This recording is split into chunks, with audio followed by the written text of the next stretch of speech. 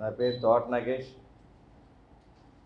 ప్రస్తుతం భారతీయ జనతా పార్టీ రాష్ట్ర ఎగ్జిక్యూటివ్ మెంబర్గా ఉండడం జరిగింది, ప్రత్యేక ఆహ్వానితుడిగా. గతంలో నేను ఉమ్మడి విశాఖ జిల్లా కాంగ్రెస్ పార్టీ అధ్యక్షుడిగా పనిచేయడం జరిగింది. అదేవిధంగా జిల్లా గ్రంథాలయ సంస్థ చైర్మన్గా 9 సంవత్సరాలు పనిచేయడం జరిగింది. అదే నాది పాయకరాపేట నియోజకవర్గం, రిజర్వ్డ్ కాన్స్టిట్యున్సీ. అక్కడ ఎన్నో ఉద్యమాల ద్వారా అనేక పర్మనెంట్ ప్రాజెక్ట్స్ నేను సాధించుకోవడం జరిగింది. నేను ఆ కాన్స్టిట్యున్సీ ఇన్ఛార్జిగా ఉండగా ఇరిగేషను, ఎడ్యుకేషను, ఇండస్ట్రీస్ మూడు కూడా 2004 నుంచి 2014 వరకు నేను ఆ కాన్స్టిట్యున్సీ ఇన్ఛార్జిగా ఉండగా అనేక ఉద్యమాలు చేసి ఆ కాన్స్టిట్యున్సీలో ఇరిగేషన్కి ఒక 20,000 ఎకరానికి సాగునీరు అందించడం కాకుండా ఇండస్ట్రీస్ రావడానికి పబ్లిక్ హీరింగ్లో కూడా ప్రజలు వ్యతిరేకించినా సరే వేళ ఎట్రో కానీ డక్కన్ కంపెనీలు రావడానికి మొట్టమొదటిగా పబ్లిక్ హీరింగ్ సంతకాలు కూడా నేనే పెట్టడం జరిగింది. అలాగే ఎడ్యుకేషన్ పరంగా మా ప్రాంతంలో first girls high school, 25 years తర్వాత ఒక ఐటీఐ కాలేజీ, అలాగే ఉమ్మడి ఆంధ్రప్రదేశ్లో ఉండగా ఏ జిల్లాలో లేనటువంటిగా మొట్టమొదటి మా గ్రామంలో విలేజ్లో ఎయిర్ కండిషన్ లైబ్రరీ, అలాగే డిగ్రీ కాలేజీ రావడానికి అప్పుడు మంజూరు చేయడం జరిగింది, ఇప్పుడు శాంక్షన్ అయింది.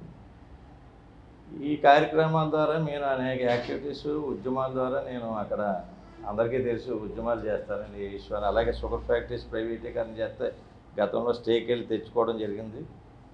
ఈరోజు కూడా రైతులు బకాయిలన్నీ ఉండిపోతే పోరాడి జేడీ లక్ష్మీనారాయణ గారు లేకపోతే వీళ్ళందరినీ తీసుకొచ్చి 4 షుగర్ ఫ్యాక్టరీలు తిరిగి రైతాంగానికి అందరికీ కూడా నేను డబ్బులు ఇచ్చేలాగా, అలాగే కార్మికులకు డబ్బులు ఇచ్చేలాగా, ఇటువంటి పరిస్థితుల్లో భారతీయ జనతా పార్టీ ఈ రాష్ట్రంలో ముఖ్యంగా ఆంధ్రప్రదేశ్లో కన్నా లక్ష్మీనారాయణ గారి సమక్షంలో నేను అప్పుడు జేడీ నడ్డా గారి దగ్గర జాయిన్ అవ్వడం జరిగింది.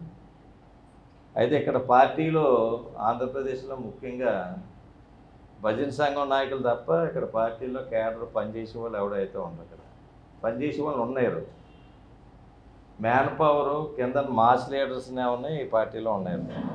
దానికి ఉదాహరణ కన్నా లక్ష్మీనారాయణ గారు.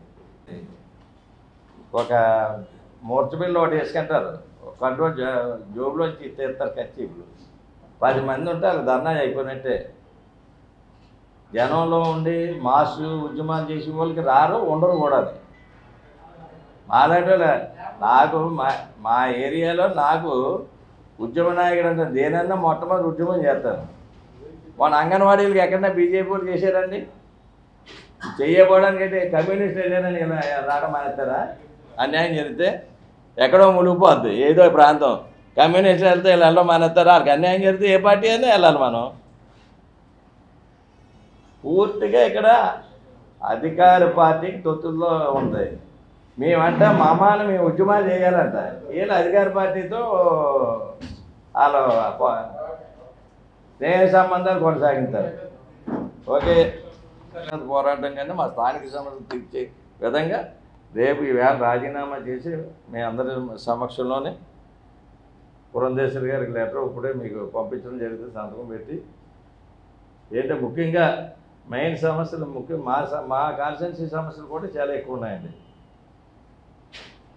ఎట్రోడక్ కంపెనీ ఉంది, అక్కడ పైప్ లైన్ కూడా ఉంది. ఆ పైప్ లైన్ కూడా 365 రోజుల నుంచి చేస్తుంటే పర్మిషన్ కేంద్ర ప్రభుత్వం ఇచ్చేసింది. 365 రోజుల నుంచి మధ్యకాళ్ళు అక్కడ దానికి కూడా నేను వెళ్ళాను, మద్దతు తెలిపాం. జేడీ లక్ష్మీనారాయణ అక్కడికి కూడా తీసుకెళ్ళాను, కానీ బీజేపీని ఇక్కడ ఎవడో రాలేదు. మరి ఆ కంపెనీ వద్ద ఏం తీసుకెళ్ళాలో మాకు తెలియదు. కేంద్ర ప్రభుత్వం ఇంత ఉద్యమం చేసి ఆ కంపెనీకి 6 కోట్ల రూపాయలు ఫైన్ వేస్తే ఫైన్ కట్టించడం వాడు పొల్యూషన్ కంట్రోల్ బోర్డు ఆ పైప్ లైన్ వేసుకోవడానికి పర్మిషన్ ఇచ్చేసారు. అదేవిధంగా డర్క్ ఫార్మా ఈస్ట్ గోదావరిలో తొండంగిలో పెడుతున్నారండి. అరవిందో నుంచి కానీ ఫార్మా డ్రగ్ పార్క్ అని పెడుతున్నారు. అంటే భారతదేశంలో డ్రగ్ యూనిట్స్ అంటే రా మెటీరియల్స్ ఇంటర్నేషనల్ లెవెల్లో సప్లై చేయడానికి 2,00,000 కోట్ల రూపాయలు అంటే ఒక్కొక్క ప్రాంతానికి హిమాచల్ ప్రదేశ్, గుజరాత్, ఆంధ్రప్రదేశ్లో తొండంగా అండి బల్క్ డ్రగ్ ప్రాజెక్ట్స్ మాట ఉంది శాంక్షన్ అయ్యేది ఒక్కొక్కటి 60,000 కోట్ల రూపాయలు.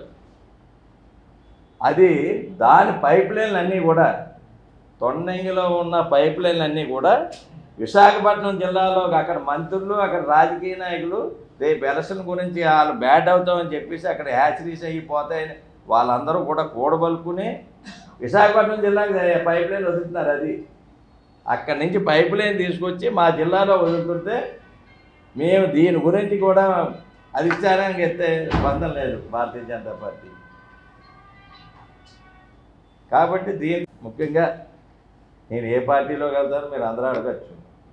నాకు స్థానిక మాకేంటంటే మేము ఎమ్మెల్యేలు అవ్వం మా నియోజకవర్గంలో. కాబట్టి ఏదన్నది మేము తర్వాత ఎంచుకుంటాం. ముఖ్యంగా భారతీయ జనతా పార్టీకి రాజీనామా చేస్తున్నాం. ఈ సందర్భంలో మీ ఎదురుకంటే ఆవిడకి పురంధేశ్వరి గారు పంపించడానికి ప్రెస్ మీట్ మీ ద్వారా అందరికీ తెలియపరచడానికి రావడం జరిగింది. కొంచెం లేట్ అయిపోయింది నాకు కొంచెం పూజ